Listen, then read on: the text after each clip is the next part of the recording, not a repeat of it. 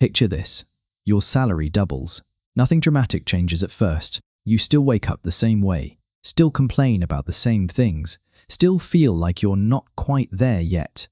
And a few months later, you're just as stressed about money as you were before, maybe even more. This is not a coincidence. This is not bad luck. This is psychology, and it has a name: lifestyle inflation.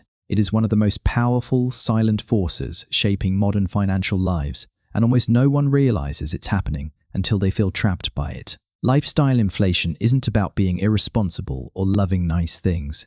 It's not about buying luxury cars or designer clothes. In fact, most people experiencing it don't feel rich at all. They feel normal.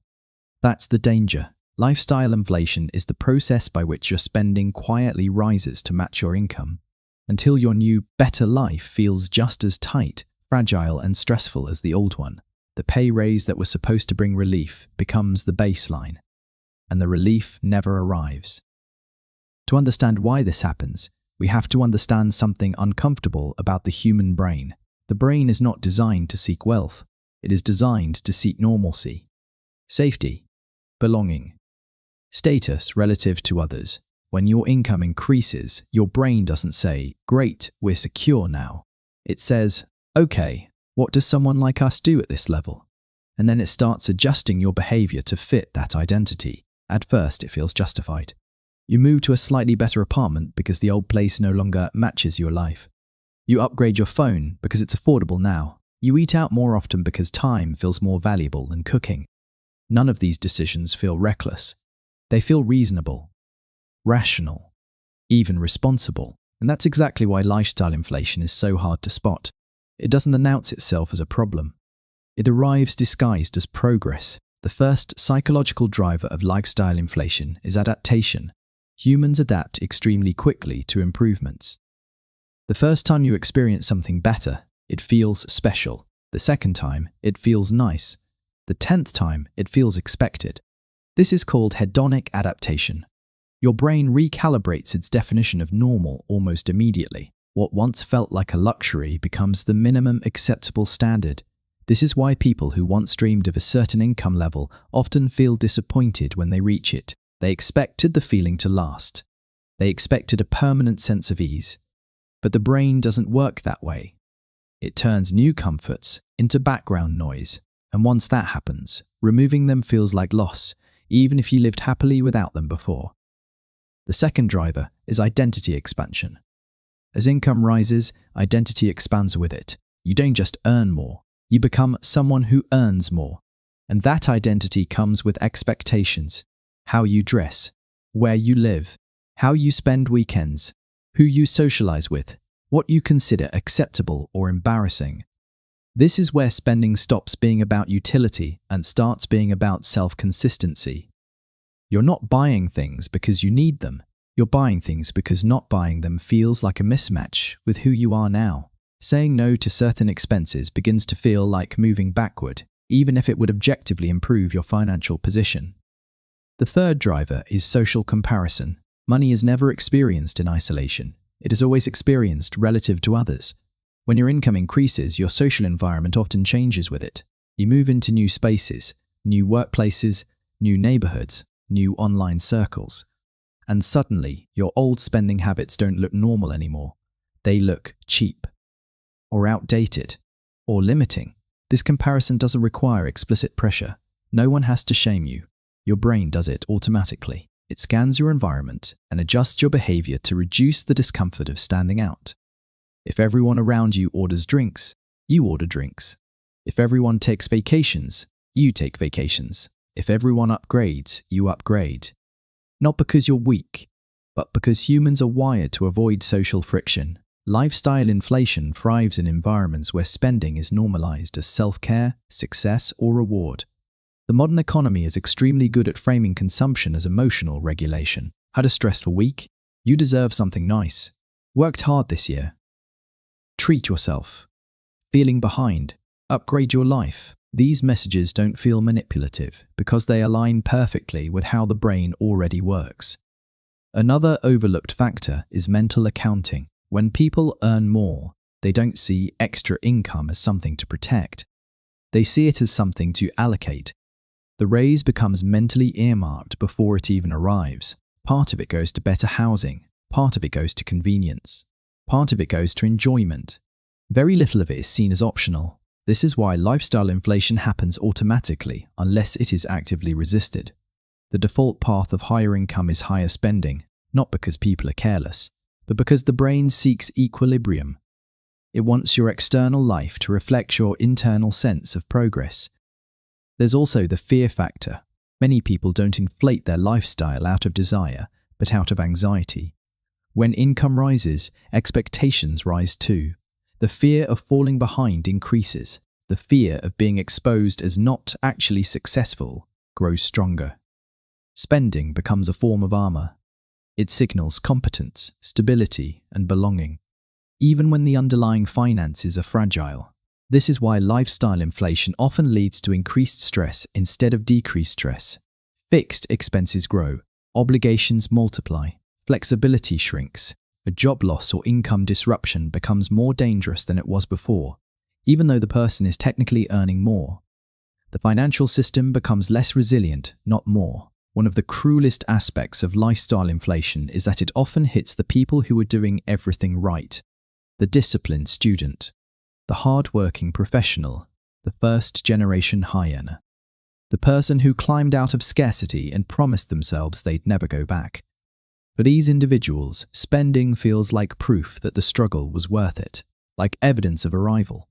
But the psychology of scarcity doesn't disappear just because income increases. In many cases, it becomes more subtle and more powerful. Instead of worrying about survival, the mind worries about status, stability, and perception. The anxiety shifts shape, but it doesn't vanish. Another powerful driver is loss aversion. Once a higher lifestyle is established, reducing it feels painful. The brain treats it as loss, not adjustment. Even if the expenses are unnecessary, cutting them triggers discomfort. This makes lifestyle inflation sticky. It's easy to climb up and emotionally difficult to step down. Over time, this creates a trap. Income increases lead to lifestyle increases. Lifestyle increases lead to higher required income.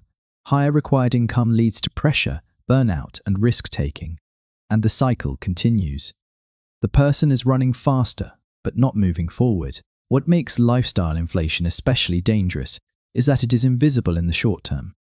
There is no dramatic collapse, no single bad decision, just a gradual tightening, a sense that money is always flowing out as fast as it comes in, a feeling that something is wrong, but no clear explanation why. The culture rarely questions this pattern because it benefits from it. Entire industries depend on people upgrading their lives as soon as they can afford to.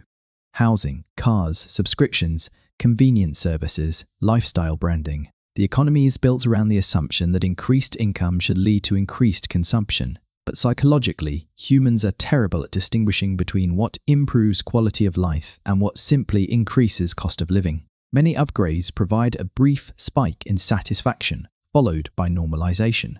Meanwhile, the financial commitment remains. One of the most ironic findings in behavioral research is that people who consciously resist lifestyle inflation often report higher long-term satisfaction than those who fully embrace it, not because they deny themselves pleasure, but because they preserve flexibility. They experience choice as freedom, not deprivation. Freedom is an underappreciated psychological reward, the ability to say no, the ability to walk away, the ability to absorb shocks. These don't show up in Instagram photos, but they reduce chronic stress in profound ways. Another overlooked aspect is attention.